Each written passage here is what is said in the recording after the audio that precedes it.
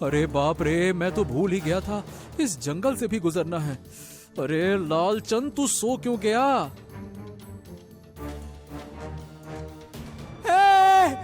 अरे मर गया। कौन है? मैं तरस रहा हूँ। अरे क्या तरस रहे हो भाई? तुमने तो मुझे डरा ही दिया था। कौन हो और इतनी रात को यहाँ क्या कर रहे हो? 400 सालों से मैं तरस रहा हूँ। मुझे और मेरे भाइयों को तृप्त करो। अरे भाई, तुम्हारी दिक्कत क्या है?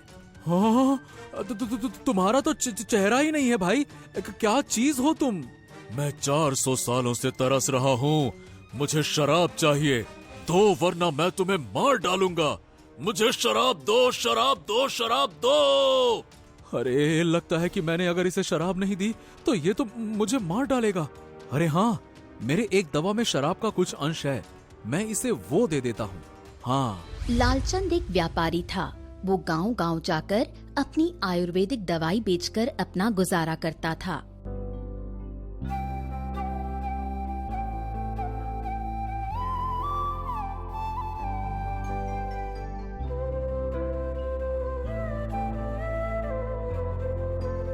कब तक ये दवा बेचते रहोगे? अरे अपने भाई को कह के उनसे थोड़ी जमीन मांगने की हिम्मत बटोर लेते तो आज हमारे खेत भी लहला रहे होते।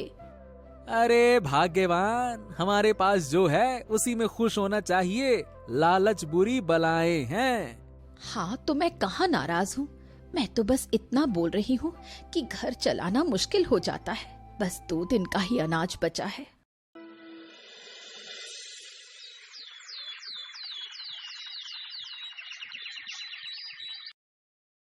आज तो मुझे दूर के गांव बलरामपुर में जाना है। मैं वायदा करता हूँ कि इस बार अच्छी कमाई करके ही लौटूंगा। अपना ख्याल रखना, आप बहुत दूर जाने वाले हैं।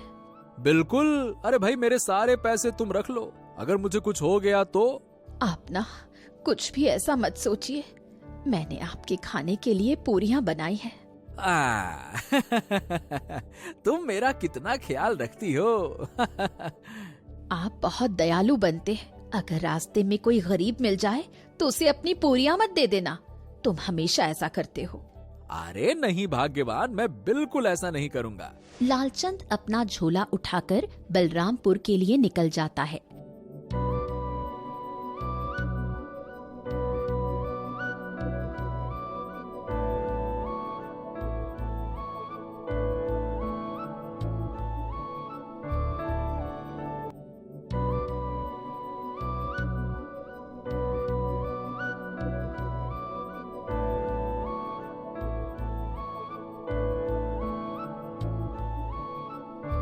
हाँ, आज तो बहुत ज्यादा गर्मी है। पता नहीं आज कितनी देर लगेगी। हाँ, मुझे हर हाल में शाम तक घर वापस आना ही होगा।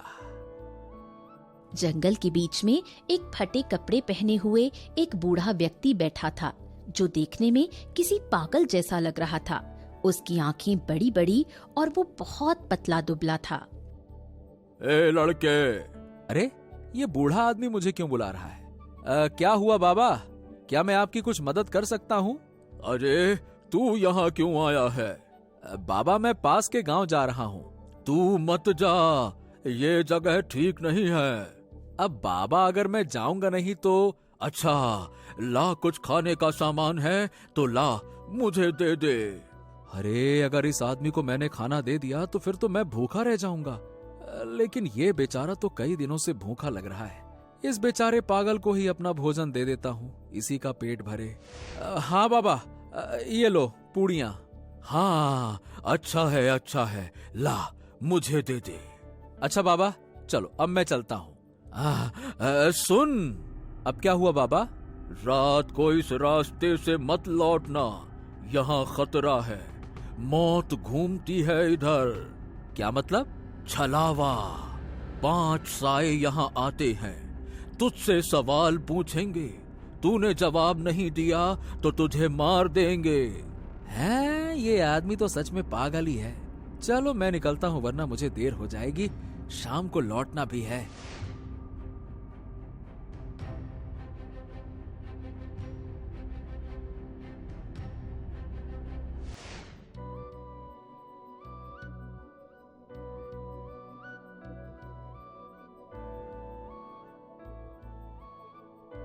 आखिरकार लालचंद बलरामपुर पहुंच जाता है।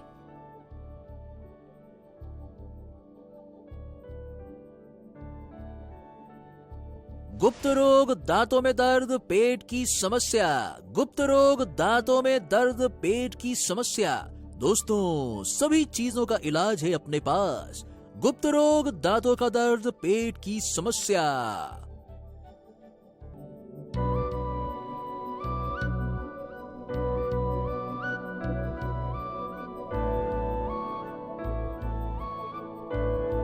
अरे बाप रे बाप, काफी गर्मी हो रही है।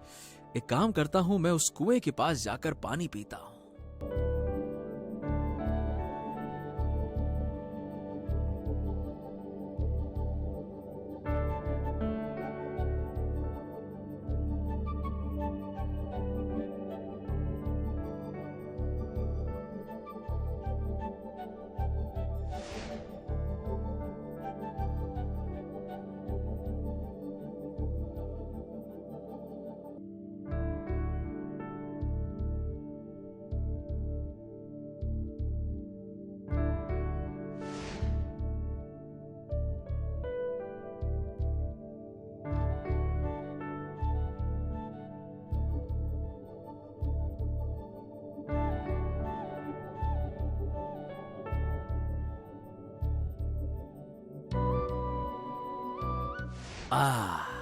अब भूख लग रही है, लेकिन खाने के लिए तो एक पैसा भी नहीं है।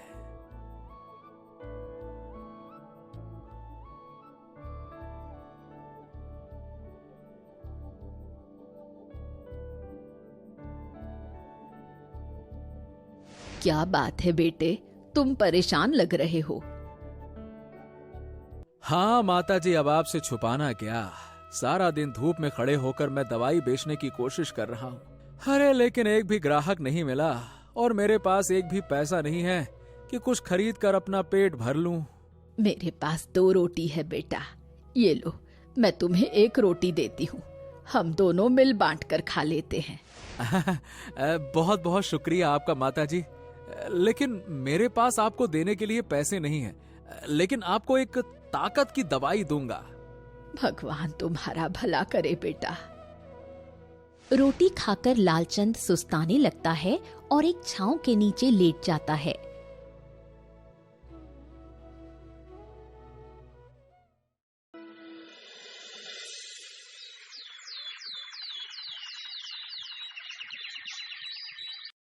देर शाम उसकी नींद खुलती है। हाँ, अरे ये क्या हो गया? अरे मुझे देर हो गई, अब जल्दी से मुझे अपने घर लौटना चाहिए। अपना सामान समेटकर लालचंद हड़बड़ाकर अपने गांव की ओर निकलता है।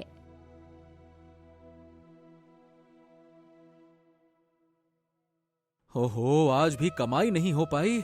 अब मैं घर क्या मुंह लेके जाऊं समझ नहीं आ रहा। ऊपर से इस अंधेरे के कारण रास्ता भी साफ साफ दिख नहीं रहा। तभी वो सुनसान जंगल में पहुंच जाता है। अरे बाप रे, मैं तो भूल ही गया था, इस जंगल से भी गुजरना है। अरे लालचंद, तू सो क्यों गया?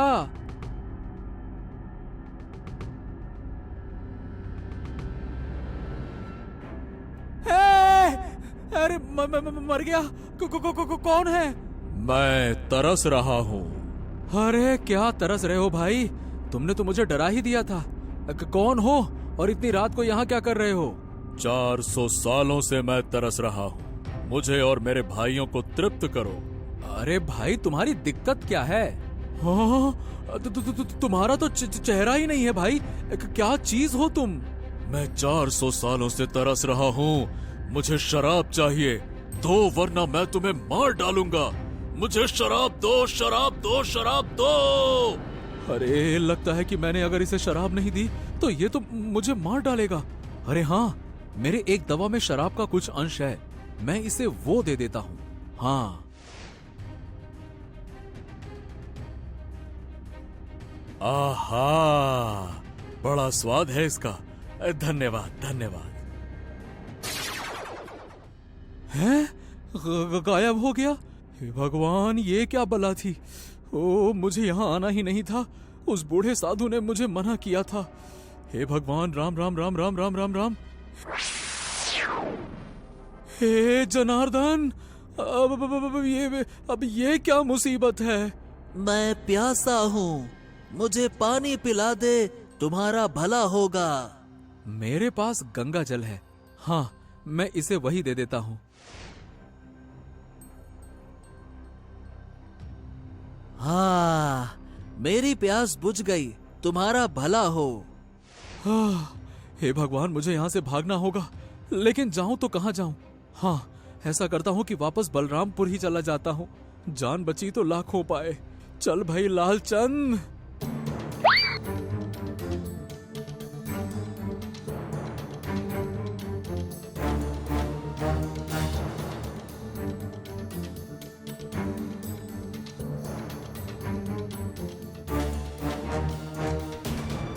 अरे अम्मा, तुम?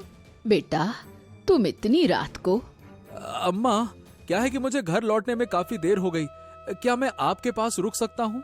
हाँ हाँ बिल्कुल, लेकिन मेरी कुटिया में सिर्फ एक आदमी सो सकता है। अरे अम्मा, मैं यहीं आग के पास सो जाऊंगा। बस मुझे थोड़ा सा आश्रय चाहिए बस। हाँ बेटा, तुम्हारा स्वागत है, लेकिन तुम परेशान लग रहे हो। नहीं नहीं नहीं, कुछ नहीं अम्मा, कोई बात नहीं है।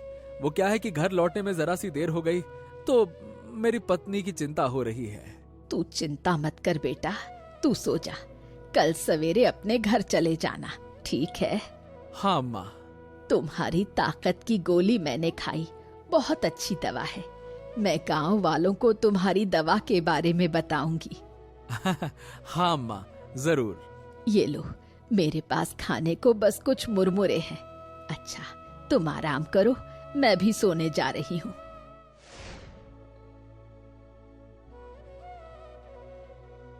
हाँ चलो, जान बची। यहाँ आग के पास ही सो जाऊंगा और कल सुबह मुरमुरे खाऊंगा। हाँ।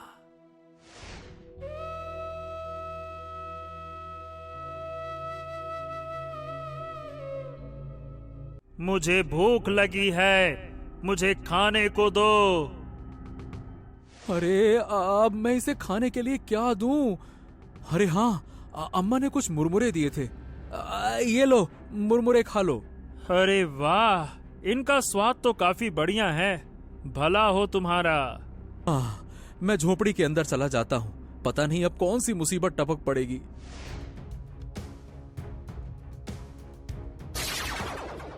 मुझे मांस का टुकड़ा चाहिए। अरे अब मैं मांस का टुकड़ा कहाँ से लाऊं?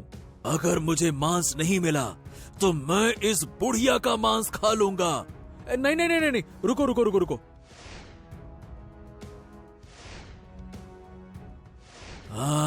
बहुत खूब, ये मांस मुझे बहुत पसंद आया। तुम्हारा भला हो। अरे लेकिन तुम लोग आखिरकार हो कौन? बेटा, तुम यहाँ अंदर क्या कर रहे हो? अम्मा, बाहर एक अजनबी सा साया आ धमका था, तो मैं उससे बचने के लिए अंदर घुस आया, लेकिन यहाँ अंदर एक और साया मौजूद था। कहीं वो साए तुमसे चीजों की मांग तो नहीं कर रहे थे? हाँ अम्मा, मांग रहे थे। हे भगवान, क्या हुआ अम्मा? ये तो अनर्थ हो गया। वो साए दरअसल एक श्राप से पीड़ित हैं। अम्मा, मैं समझा नहीं। बहुत पुराने समय की बात है।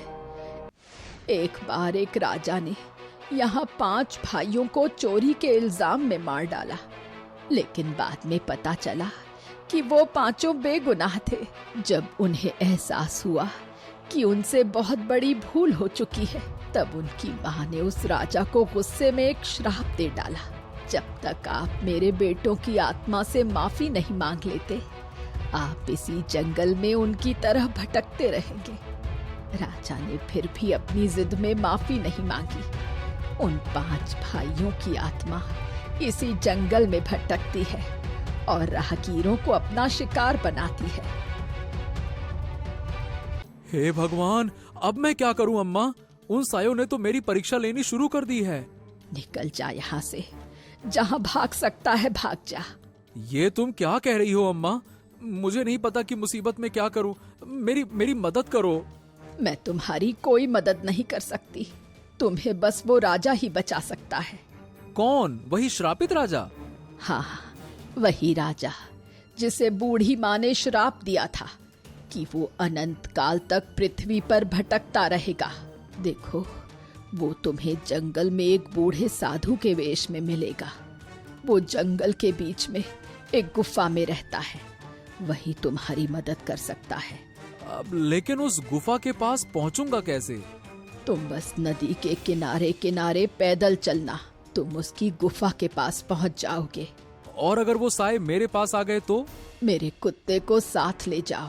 बुढ़िया अपने कुत्ते को बुलाती है। कुत्ता भौंकता हुआ उसके पास आता है। जब तक ये कुत्ता तुम्हारे साथ रहेगा, साए तुम्हें परेशान नहीं करेंगे। एक बात का ध्यान रखना, क्या? कोई भी तुम्हें पुकारे, पीछे ना मुड़ना। ये छलावे होते हैं और जब तक तुम नहीं डरोगे, ये कुत्ता भी नहीं डरेगा। इस बात का ख्याल रखना। अब जाओ, तुम्हारे पास वक्त कम है। लालचंद फौरन अपना झोला उठाकर और कुत्ते को साथ लेकर नदी की तरफ बढ़ चलता है।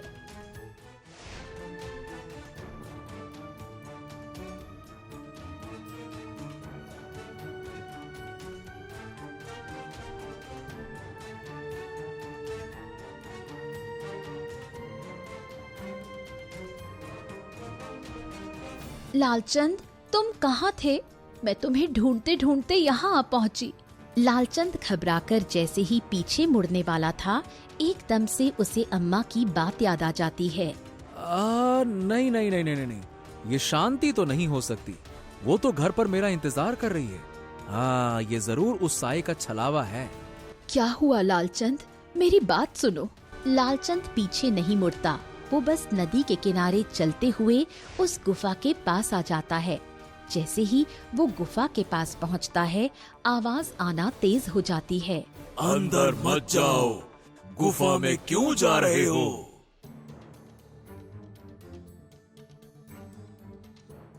अरे आ गए अपनी मौत का तमाशा देखने। मुझे सब पता है कि तेरे पीछे वही 5 साए पड़े हैं, है ना? बाबा, मुझे बचा लो बाबा। ये साए अंदर नहीं आ सकते, लेकिन क्या तुम हमेशा यहाँ रह लोगे? अब आप ही मदद कीजिए बाबा। अरे तुमने मुझे रोटी दी थी, इसीलिए तुम्हें अंदर आने की अनुमति दी है। लड़ो, अपने हालात से लड़ो। मैं बस इतना ही कहूँगा कि अपने स्वच्छ स्वभाव का पूर्ण भरोसा करो, भय का सामना हिम्मत से करो। अरे मनुष्य हो तुम, दुनिया पलट सकते हो। मुझे तो अपने कर्मों की सजा मिल रही है, पर तुम्हारा मन साफ है, उसी को अपना हथियार बनाओ। हाँ बाबा, आप सही कह रहे हैं। मैं हमेशा छुप कर तो नहीं रह सकता, मुझे इस विपत्ति का सामना करना ही होगा। ठीक है बाबा, मुझे आशीर्वाद दें। हाँ, जाओ, जीवन पर विजय हासिल करो, जाओ।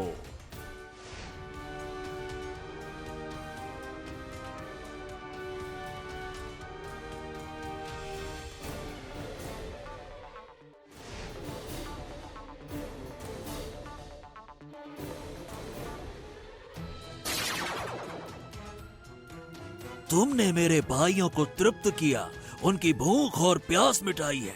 मैं तुमसे कुछ मांगने नहीं, बल्कि तुम्हें कुछ देने आया हूँ। क्या क्या क्या देने आए हो? लालचंद के सामने 3 संदूक प्रकट हो जाते हैं। एक संदूक में सोना है, दूसरे में विष है और तीसरे में मिट्टी। अगर तुम बता दो कि इनमें से सत्य कौन है, तो तुम्हें मैं जीवित छोड़ दूंगा। अरे ये कैसा सवाल है?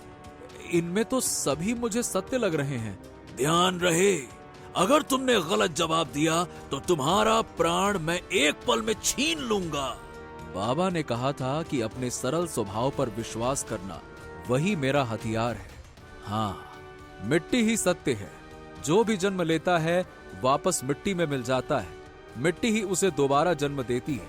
अगर खेतों में बीज बोएंगे तो मिट्टी हमें सोना देगी, और अगर हम मिट्टी को खाली छोड़ दें तो हम लोगों के लिए वही विष उगलती है। तुमने बिल्कुल सही उत्तर दिया। हाँ, लेकिन अफसोस, हम तुम्हें जीवित नहीं छोड़ेंगे। तुम्हारी आत्मा अब हमारा गुलाम बनेगी। ये सुनकर लालचंद थर थर कांपने लगता है। 5 साए उसे चारों ओर से घेर लेते हैं। ठहरो, इस इंसान ने तुम्हारे सभी परीक्षाओं को पास किया है। मैं तुम्हें इसके प्राण नहीं लेने दूंगा। तुम वही राजा हो ना जिसे अपने ताकत पर घमंड था? वो तुम ही थे ना जिसने हम 5 भाइयों की हत्या की थी? हाँ, मैं वही गुनहगार हूँ। अगर तुम्हें किसी के प्राण लेने हैं तो मेरे प्राण ले लो। हम तुम्हारे प्राण नहीं ले सकते, तुम्हें पहले ही श्राप मिला हुआ है। तो फिर यहाँ से चले जाओ।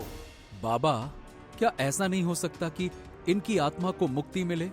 मुझे नहीं मालूम। मैं अगर इसका जवाब जानता तो इनको काफी पहले ही मुक्ति दिला देता। मुझे लगता है कि इस मुक्ति का रास्ता मेरे पास है। हाँ, अच्छा, तो बताओ फिर। बाबा, अगर आप इन 5 भाइयों की आत्मा से माफी मांगे तो शायद इनको मुक्ति मिलेगी। क्या? मैं और माफी? अरे तुच्छ मनुष्य, तुझे पता भी है कि तू किसके सामने खड़ा है? अगर तुमने मुझे भोजन ना दिया होता ना तो मैं तुम्हारे सर को यहीं तुम्हारे धड़ से अलग कर देता। बाबा, मुझे पता है कि आप शक्तिशाली हो, लेकिन शक्ति का ये मतलब नहीं कि व्यक्ति अपनी जिम्मेदारियों से भागे। हाँ बेटा, तुमने मेरी आंखें खोल दी। आज के समय में ऐसा साफ दिल का मनुष्य देखकर मैं अपने काल में वापस चला गया, जब मैंने न जाने कितने लोगों का खून बहाया था। इतना कहते हुए राजा वहीं बैठ गया और एक विधि की। उसके बाद वो उन 5 भाइयों की आत्मा से माफी मांगने लगा। तभी अचानक एक तेज प्रकाश हुआ और 5 साए इंसानी रूप में आ गए।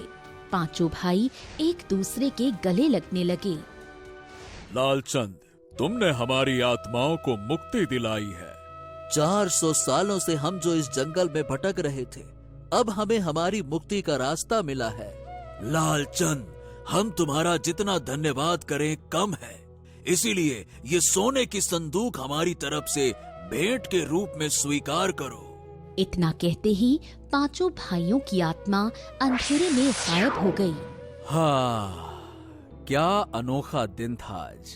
मैंने ऐसी चीजें देखी जो मेरे लिए तो सत्य लेकिन बाकियों के लिए कथा होंगी, जैसे बाबा आपका अस्तित्व। लालचंद जब राजा की तरफ मुड़ता है तो वहाँ कोई भी नहीं था। मानो ऐसा लग रहा था घंटों से लालचंद खुद से ही बातें कर रहा हो, लेकिन उसके चेहरे पर मुस्कुराहट तब फैल जाती है जब उसे सोने से भरा संदूक दिखता है। दोस्तों, इस कहानी से हमें शिक्षा मिलती है कि इंसान की जिंदगी में रोज तरह तरह की परीक्षाओं से उसे गुजरना पड़ता है। इंसान अगर खुद पर भरोसा रखे, उसका मन साफ हो और उसमें दया, करुणा और हिम्मत की भावना हो, तो उसका रास्ता उसे उन्नति की ओर खुद ब खुद ले चलता है।